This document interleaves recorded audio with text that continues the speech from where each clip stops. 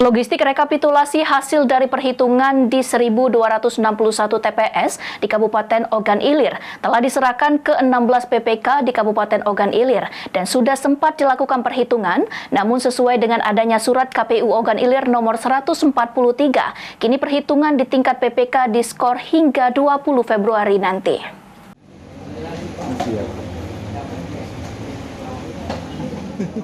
Dari perhitungan di 1.261 TPS di desa dan kelurahan Kabupaten Ogan Ilir yang dimulai dilakukan di tingkat PPK pada Minggu pagi 18 Februari 2024. Dimulai dari perhitungan surat suara untuk Presiden, Wakil Presiden, perhitungan dilanjutkan dengan DPD RI dan DPR RI, hingga perhitungan kertas suara DPRD Provinsi Sumatera Selatan dan diakhiri dengan perhitungan kertas suara DPRD Kabupaten Ogan Ilir.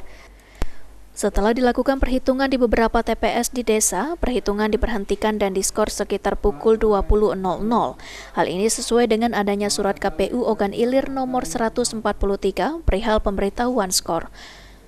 Isi surat edaran tersebut menyatakan bahwa berdasarkan arahan dari Komisi Pemilihan Umum Republik Indonesia tanggal 18 Februari 2024 untuk memastikan kualitas data Sirekap yang akan digunakan untuk rekapitulasi tingkat kecamatan lebih akurat, jadwal pleno PPK agar direvisi ulang menjadi tanggal 20 Februari 2024 dan bagi yang sudah menjalankan perhitungan tingkat PPK agar diskor sampai tanggal 20 Februari 2024. Saat ini logistik tersimpan di gudang PPK dengan digembok PPK, Panwascam, dan Polres Ogan Ilir.